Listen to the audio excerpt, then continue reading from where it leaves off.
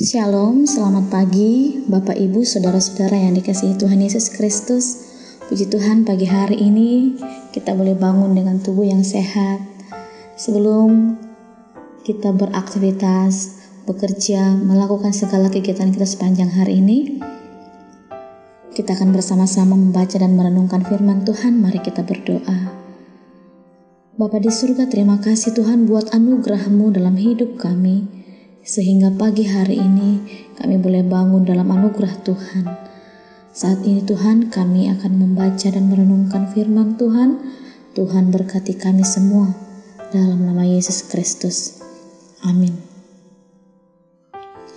Bapak Ibu Saudara yang dikasihi Tuhan, firman Tuhan bagi kita dari Amsal 30 ayat 7-8 berkata demikian.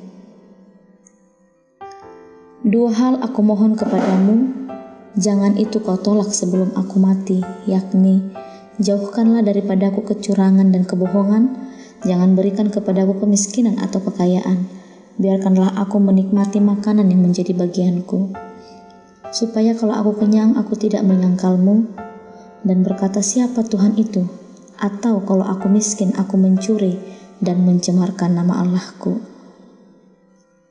Saudara yang terkasih, tidak ada orang yang menginginkan hidup berkekurangan. Kalau bisa, tentu kita semua ingin hidup kita dengan nyaman tanpa harus berpikir panjang ketika hendak membeli sesuatu. Tapi ketika berada di dalam zona kenyamanan berkelimpahan seperti ini, ada banyak pula godaan yang bisa membuat kita membuka diri terhadap dosa. Faktanya memang demikian, ada banyak orang yang tadinya baik-baik, kemudian menjadi rusak setelah kesuksesan, popularitas, dan kemakmuran menghampiri mereka. Saudara yang terkasih, apakah benar kekristenan tidak mengizinkan kita untuk kaya? Tentu, kita tidak dilarang untuk berhasil mengalami peningkatan dalam banyak hal, termasuk pula dalam berkat materi. Ada banyak janji Tuhan untuk memberi kepada kita kelimpahan. Kalau kita lihat janjinya di dalam Ulangan pasal 28 ayat 1-4 misalnya. Di sana Tuhan menjanjikan berkat berlimpah ruah kepada semua orang yang baik-baik mendengarkan suara Tuhan dan melakukannya dengan setia segala perintahnya di dalam ayat 1. Tapi ada hal yang harus kita ingat. Jangan sampai berkat materi yang diberikan Tuhan kepada kita malah membuat kita semakin jauh dari Tuhan dan makin sesat menjalani hidup. Berkat yang diperoleh seharusnya kita pergunakan untuk menjadi saluran untuk memberkati orang lain. Kepada kita semua diberikan tugas khusus untuk menjadi terang dan garam.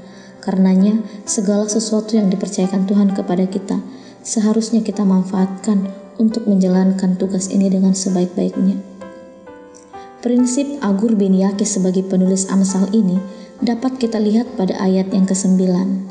Yang seharusnya juga dimiliki oleh setiap orang percaya.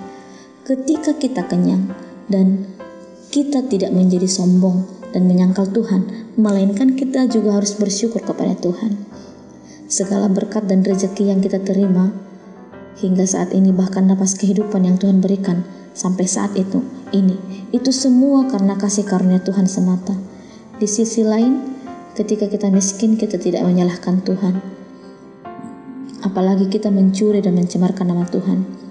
Kita harus tetap dapat memuliakan nama Tuhan dalam kondisi apapun. Kaya atau miskin, sehat atau sakit, senang atau sedih, muda atau tua, hidup kita seharusnya hanyalah untuk memuliakan Tuhan. Doa Amsal hari ini mengajarkan kepada kita tentang rasa cukup. Amsal tidak memuja kemiskinan, tidak mengajarkan kepada kita untuk membabi buta mengejar kekayaan.